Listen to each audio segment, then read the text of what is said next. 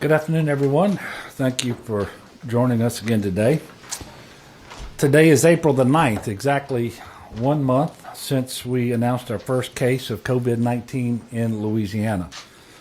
And here we are today, and with the numbers that were announced earlier today, we have 18,283 confirmed cases of COVID-19 across the state of Louisiana, and that is an increase of 1,253 cases since yesterday. And sadly, we have 702 total deaths in Louisiana. That's an increase of 50 since yesterday. Of the COVID confirmed cases in the hospital, there are 2,014 currently hospitalized. 473 of those are on ventilators. So the hospitalized total actually went up by 31 from yesterday. The number of individuals on ventilators went down by 17.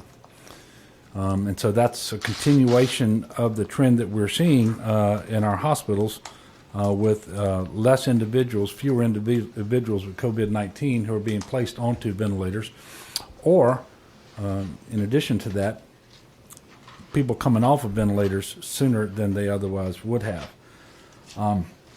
Again, all the numbers that we've been talking about have just happened over the last month. And I know sometimes when I think about it, it seems like we've been in this fight for 6 months or so, but it's really been just one. Right now, we continue to see continued signs that we are leveling off in the cases. Obviously, the deaths remain much higher than we would like to see. But it remains the case that we are seeing signs that we're starting to flatten the curve. We can't say that it's truly flattened yet, but every day over the past 3 or 4, we've seen those indications, and it appears to us that the mitigation measures in place, the stay-at-home order, the social distancing, the hygiene practices are starting to pay off, and we're seeing that in the numbers. And I caution everyone to understand that the numbers will continue to trend in a favorable direction only so long as the state of Louisiana continues to comply with the stay-at-home order, the social distancing, and the hygiene practices that we've been talking about. And you've all seen improved modeling at the national level, and we're seeing those here in the state of Louisiana as well.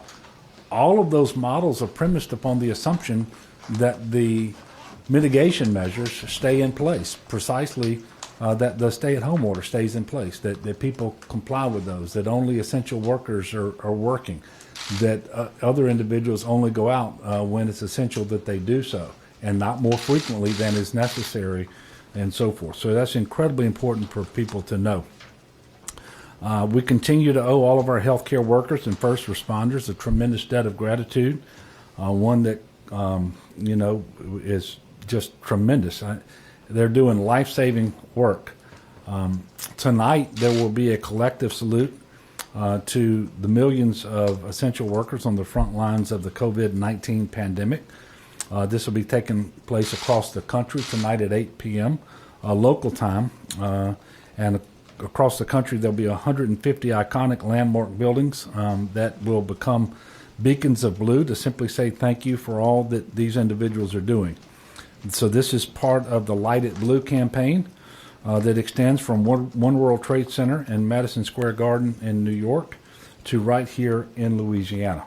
And in our state, the participating buildings will include the Superdome, the state capitol, the governor's mansion, LSU's Tiger Stadium, Southern University's F.G. Clark Activity Center, and Louisiana Tech is also lighting its iconic fountain tonight, the Lady of the Mist. We encourage everyone to join in, and if you can't light it up blue, do what you can to show our medical heroes and first responders, who are also heroes, how much we collectively support and appreciate them. I also want to thank a number of individuals and entities for the outpouring of generosity that has happened over the past few weeks from both the public and private sectors. It has been truly remarkable. Today I'm announcing 3 additional donations from companies to help us here in Louisiana. Salesforce will donate 500,000 N95 masks, 100,000 gloves, and 50,000 shoe covers to our state.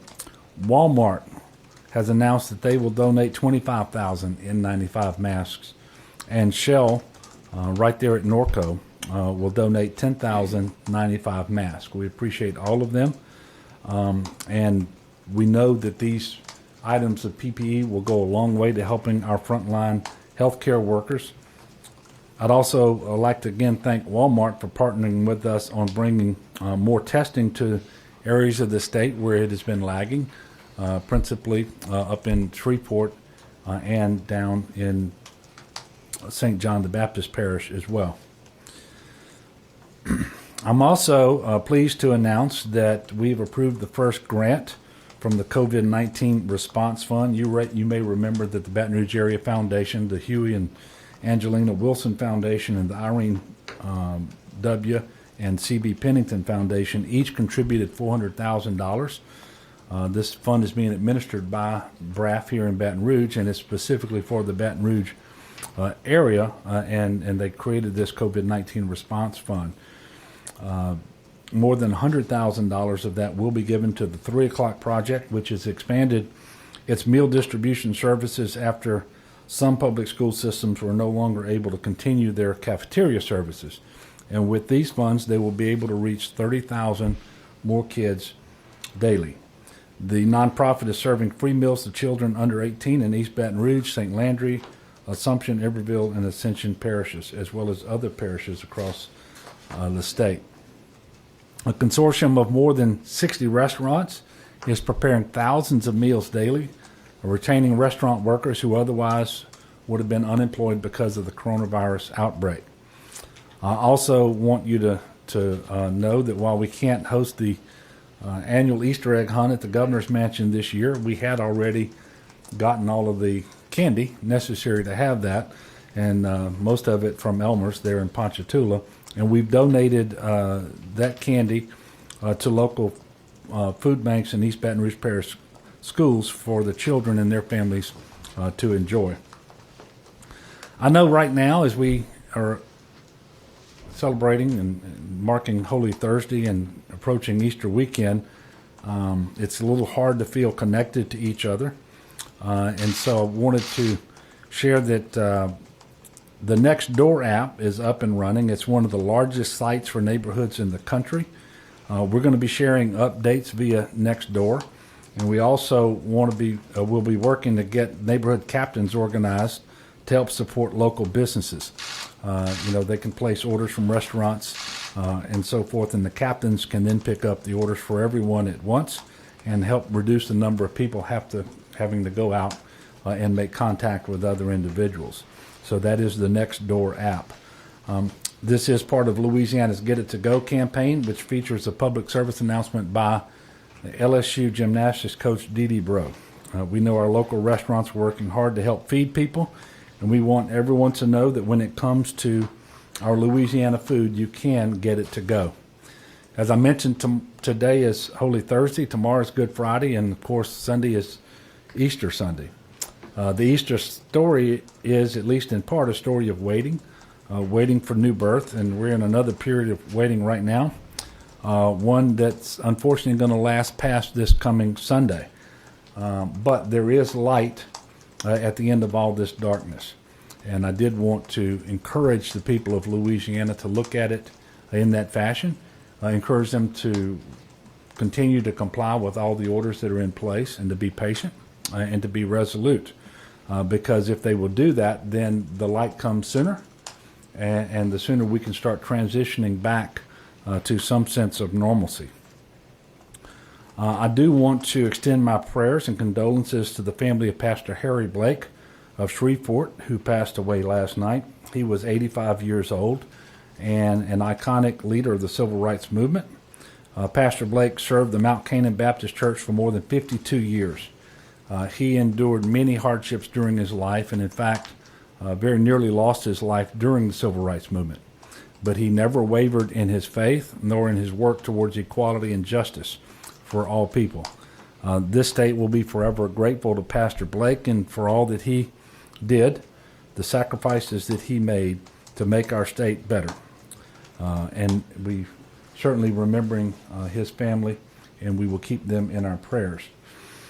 Before I get to questions, I did want to follow up with a question that Greg Hilburn asked yesterday, and I didn't have the answer to it, and that is whether the $600 per week payments are retroactive. This enhanced unemployment benefit that will go not just to those who are traditional employees and can benefit, but in this case, because of the CARES Act, this money will also be made available to individuals who are 1099 workers, self-employed, gig workers, and so forth.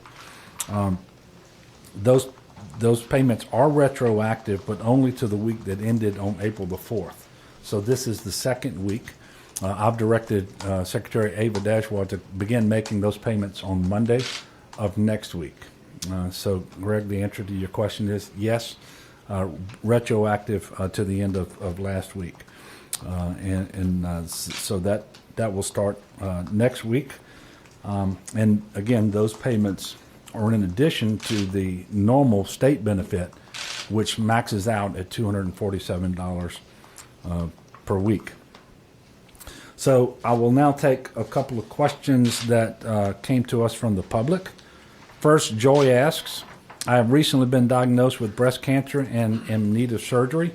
Surgeries are on hold right now. Is there any way of knowing or anticipating when these much-needed surgeries and related procedures will be able to be resumed? First of all, I'm sorry about the diagnosis, and Don and I will certainly keep Joy in our prayers. But if your doctor deems that surgery necessary, there is nothing in the order that came from the Department of Health that prevents that surgery from being scheduled and conducted. And so I encourage Joy to go back to her doctor and inquire about this. Second question comes from Dave. He asks, what are you doing for first responders, especially those working with EMS and must go into these unknown situations to complete first-line treatments?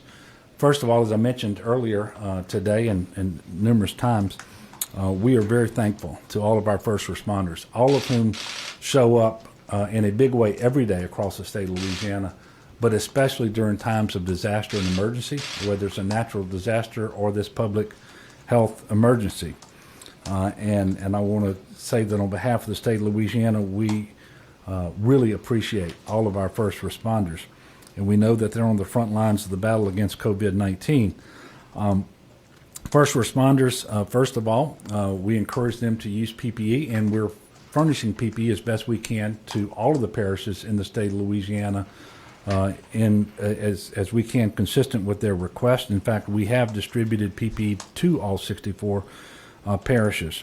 We're also sending that PPE to hospitals and nursing homes and so forth. And when we make testing available, priority is being given to first responders who are symptomatic, because we do want them to know just as soon as possible whether they have COVID-19. And we're going to continue to do what we can to support our first responders across the state of Louisiana. One closing note, tomorrow our press conference is going to be earlier as we are going to do things a little differently for Good Friday. So we will have this press conference at 1 p.m.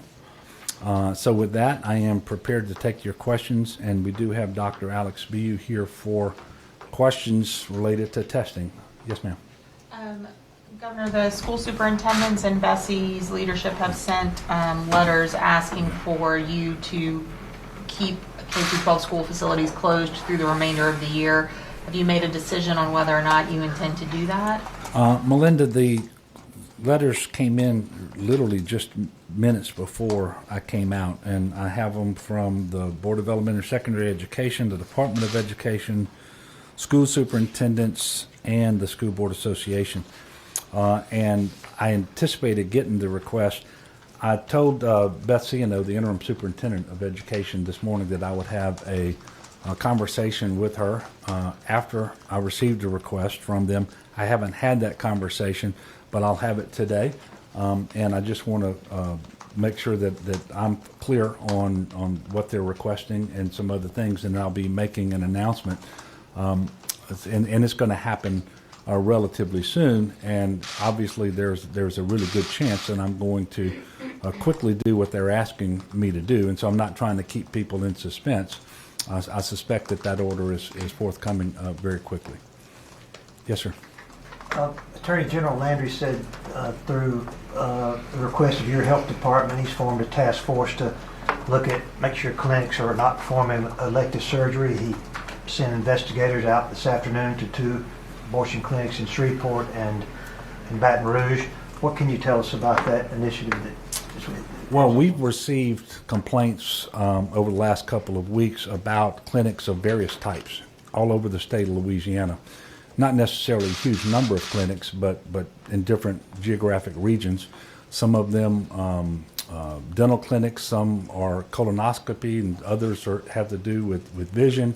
And we certainly received some as it relates to abortion clinics.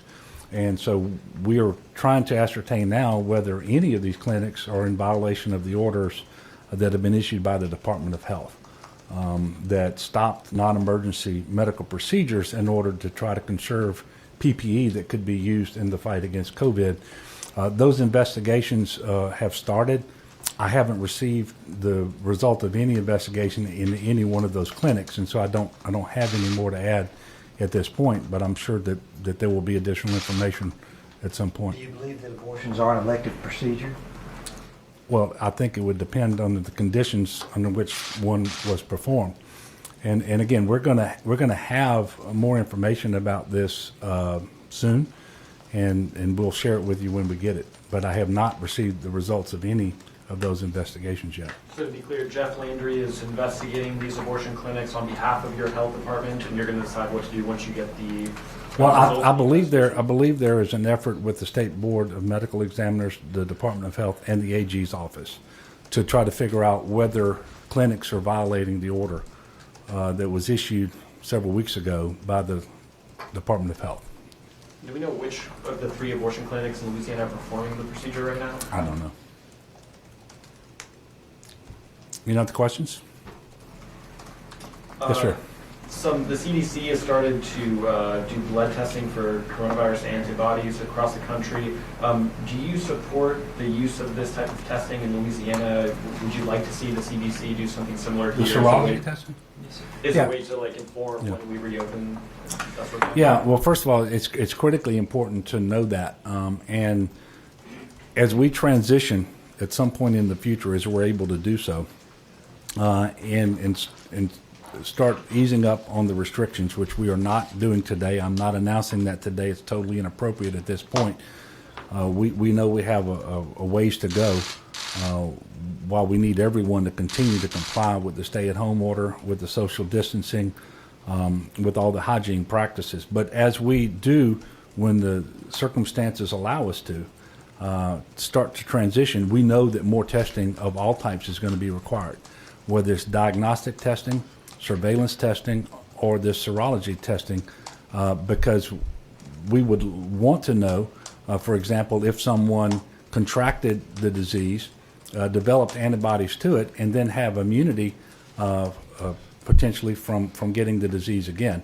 And by the way, we still have to know, because this is a novel coronavirus, exactly what that means in the context of this particular coronavirus that we're up against. Because we don't know that it doesn't come back in the fall, slightly different, mutated. You know, every year you got to get a new flu vaccine, and it doesn't matter whether you had the vaccine last year or not, or whether you had the flu and developed antibodies. It changes over time. But knowing whether there are antibodies in an individual and the immunity that confers upon that individual is important, and knowing just how free that individual then is to resume work, and to going out in public and making contact with people. So we're going to be looking to avail ourselves of that testing as broadly as we possibly can once it becomes available, especially in the context of that transition that I talked about. But we're also going to have more testing as it relates to surveillance and diagnostic, the kind of testing we're doing now. Hopefully more of the quick turnaround time, the 15-minute type testing that we're starting to see come online now, so that we can do more contact tracing and isolation of those with respect to those individuals who are positive, because that just becomes more important. I think what we all should recognize that if this plays out as we're beginning to expect that it will over the next weeks and months, very high percentage of people in the country and in Louisiana will not have been exposed to the virus. And so that means that they remain susceptible to it, and especially as it relates to our most vulnerable individuals, those who are 65 or older and those who have these chronic underlying health conditions. We really need to be able to protect them to the maximum degree possible, and only testing will allow us to do that, the testing of all three types. And I continue to share Dr. B's feelings on this. We wish we had more testing, but I will tell you that we still have either the number one or number two amount of testing in the country on a per capita basis, which means we have really done all that we could to make available all of the testing that was possible in the state of Louisiana, and we're going to continue to do that as we go forward, and it relates to the types of testing that you just talked So we about don't as have well. the ability to do blood testing for antibodies now, but you hope to get that through the CDC in the coming weeks, or the timeline? Yeah, so we don't currently have a serology test for the antibodies in blood. We are working with labs across the state to test some of those tests. Unfortunately, we don't have the same system. Maybe fortunately, we don't have the same system for vetting those tests that we usually relied on, where the FDA would put a test through long periods of rigorous testing before we would be able to use it. The FDA has given guidance to states to be able to do independent testing locally so that we can then determine which of these tests are going to perform well enough that we feel confident in their results. And we've got partnerships around the state that are going to begin looking at these various tests, and when we feel like there's one that's reliable enough to deploy, we will. The CDC has developed their own test and will be doing these tests using their own test. And that may be something that we also have access to, just like the PCR test, the viral test that we do in our state lab, part of which was developed by the CDC. We now have another machine that does that test using a different setup, but both of them testing for the virus itself. And this is related. It's not really an answer to the question that you just gave us, but I was paying attention to one of the news stations a few minutes ago before we came out, and they were talking about patients receiving convalescent plasma transfusions. It's a similar concept. You take plasma from an individual who's developed the antibodies because they've recovered from the disease, and then you use that plasma to treat other individuals who are still fighting the disease. And I will tell you that's just now starting to happen across the country. It is happening in Louisiana as well. And so we really are on the front end of all of the medical science related to the response to COVID-19. And I say that just because I really appreciate the work that's being put in by the medical community here in Louisiana.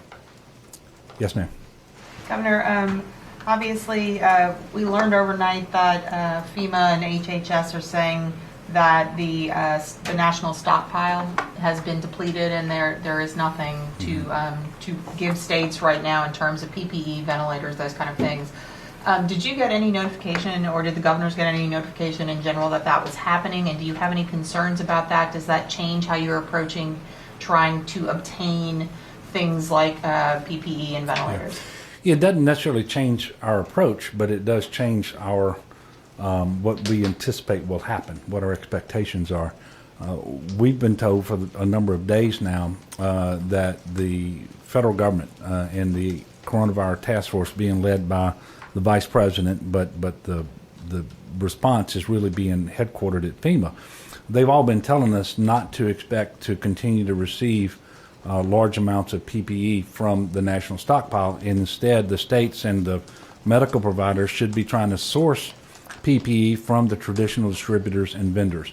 And in order to facilitate that the effort nationally would be to acquire PPE from all over the world through an air bridge, and that flights would be coming into the United States literally on a daily basis, and then making that PPE available to the distributors so that we and our medical providers could source those materials.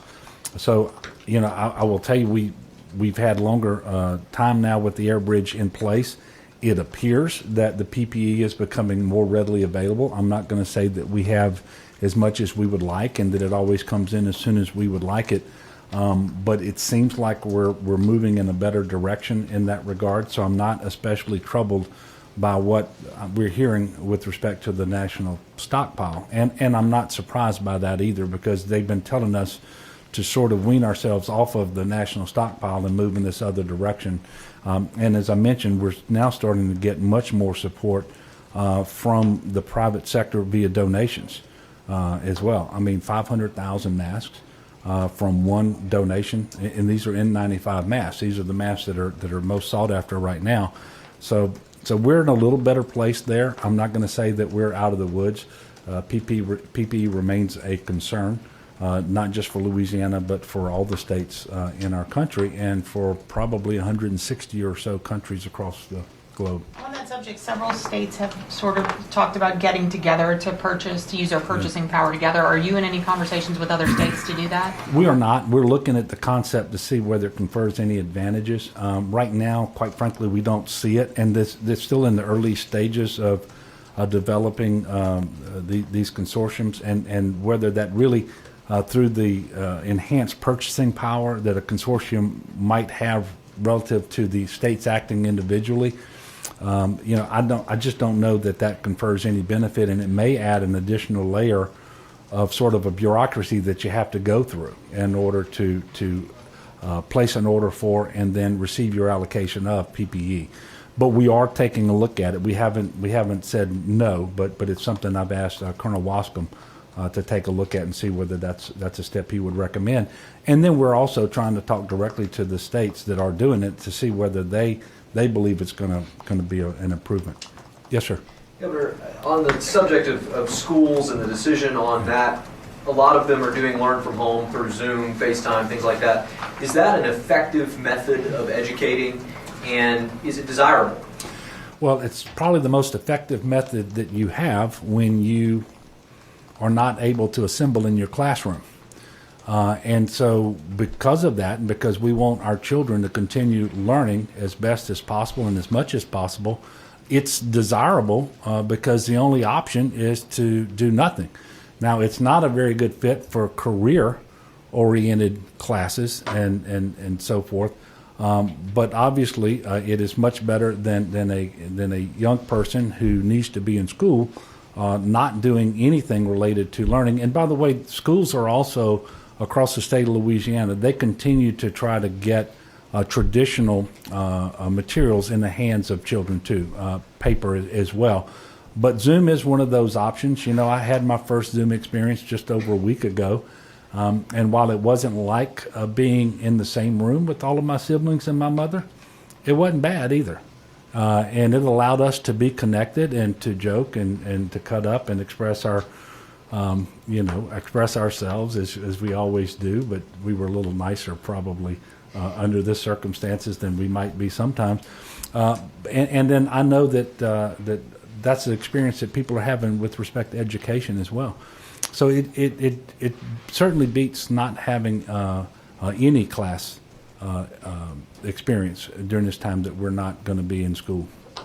Yes, sir. Governor, we're almost halfway through the month.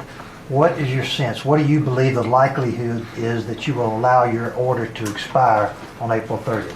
I'll have an announcement on that when I have an announcement on that, and today is just not the day. What I will tell people is we're in a better place than we were a week ago, and a week ago we didn't anticipate that we would be here necessarily. So can I tell you where we're going to be a week from now? We just have to wait and see, and I'm asking people to be patient. But I will tell you that whenever we start the transition, it is not going to be like flipping a light switch where you go from all one direction and then you start going totally in another. It's going to be a transition period, and it's going to be dependent on a lot of things, including the various types of testing that we just talked about, and loosening restrictions as we are able and feel confident. And by the way, monitoring at all times whether cases spike, and if so, you got to ratchet down again. But we will do this as a team, working with the federal government and the folks at CDC, and working with Dr. Fauci and his group as well. And so we're not going to have an announcement until we have an announcement about that. I will repeat, however, the models that show that the total deaths in the United States related to COVID-19 going down significantly are premised upon us having these mitigation measures in place, not just through the end of April, through the end of May. Now, I'm not making an announcement today, but the people need to know that that's what those models are premised upon. And because sometimes individuals will throw these models up and they don't tell you what's informing them. But those models are informed by an assumption that says that those measures will be in place through the end of May. So we'll see. Yes, sir. Governor, are you going to do anything with your clemency power, regulatory power, to alleviate the number of prisoners in Louisiana prisons? First of all, that's already happened to some degree with respect to pretrial detainees, and so you've got sheriffs and DAs working with probation and parole and judges to look at all of those individuals that they think should not be detained, and because they don't pose a threat to public safety, and we're trying not to have more people than is necessary. And then we have an effort underway in the Department of Corrections to work with some authority that the Secretary already has, and we're looking at nonviolent, non-sex offenders within 6 months of their release date, focusing primarily, or I shouldn't say primarily, but first of all on those people who are older, 60 or older, and have underlying health conditions, to see whether they can be furloughed. But if so, it would be they have to have a home. It would be home confinement. They would have an ankle bracelet on, and their case would be approved by 5 of 6 people sitting on a special panel that would look at this. And the panel will be comprised of an individual from the Department of Corrections, the Pardon and Parole Board would have a representative, but you'd also have the Sheriff's Association, the DA's Association, and a victim's rights advocate. And I don't know if I just named 6 people, but there will be 6, 5 of whom would have to vote for that in order for that to happen. So there are some steps that are underway. That process has not yet started. The Department of Corrections is gathering the information on individuals who meet the criteria and gathering the files up so that they can be presented to the panel, and then that will start sometime in the near future. Any timeline more specific than that? No. The last that I heard and was that the goal was to start it on Tuesday, having the first iteration of that. I don't know whether they have gotten it to the point where they can actually get the first one done Tuesday, but I'll let you know. Yes, sir. Back to testing. And you mentioned more testing coming online that makes the results come in much faster. Yeah. Where are we as far as the lag between someone getting a test and the numbers that are coming out daily, and when can we see that lag close? It's not an easy question to answer because it depends on who's administering the test and the lab that they're using to get the results from. One of the things that we don't have fielded as robustly now as we would like, and it's just a function of the supply not meeting the demand, are these Abbott machines that can do a test in 15 minutes. It is true that we received our 15 machines, but we also received a total of 120 cartridges. Well, a single cartridge is required for every test. And the cartridges are being produced as quickly as Abbott can produce them, but we can't get any more until we work through FEMA, and we're doing that now to try to get more as they are produced. So we have the machines, but not necessarily the cartridges to make a big difference. But we do have health care providers out there that have been able to obtain their own similar machines. But these are the machines that we really want to have in place all over the state of Louisiana, because you can quickly determine whether someone has it, and if they don't have it, then you don't need to burn all the PPE, and you don't treat them exactly the same way. So it's important to do that. But then you have all sorts of different testing that's going on out there. Some of it is being sponsored by the federal government, and they have contracts with various labs, whether it's Quest or LabCorp. You all know from reporting over the last week or so, and I think things are better now, but at one time the quest was taking up to 7 days to get the results back. They had a backlog of 160,000. Some of the testing is still going to the state lab, although it's safe to say now, over the last several days, every day we've reported new tests, upwards of 90% of those tests are done by private labs. And so there's more reliance on the private labs, which is important because it helps with your capacity and your throughput, but the reporting is uneven. And so it's really hard for me to tell you. We're talking to all of these testing entities and asking them to report more timely the results, and we're also asking them to report more information with the results. So that, for example, we don't know currently from private labs the race of the individual whose test results are at issue.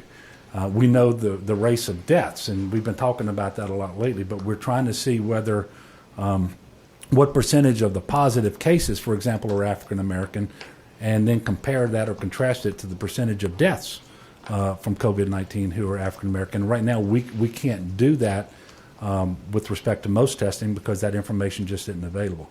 So there's a lot of work on testing that continues to happen. And while we've ramped up testing overall in a way that I think is commendable, because we do have either number one or number two per capita testing in the country, and we're right there with New York. And one day we're number one and they're number two, and then the next day it's the other way around. But we've got some more work to do, and I don't know if you have anything to add to that. And on top of that, with the testing and the results and the numbers that we're getting out daily at noon, is there any idea of possibly moving to it being more specific? I know you mentioned the race of people and things like that, but there's one particular parish that is saying when something happens in a particular zip code. Is that a thought process to do that statewide, or is it just so much to try to do? I don't know whether we've tried to do this by zip code. I can tell you that the more data that you can get, the better.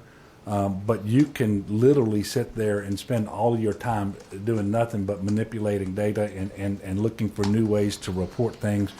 And as for zip code or other things, I'm going to ask Alex to come up and respond to that. Yeah, I mean, I think we're certainly looking at the data at a parish level.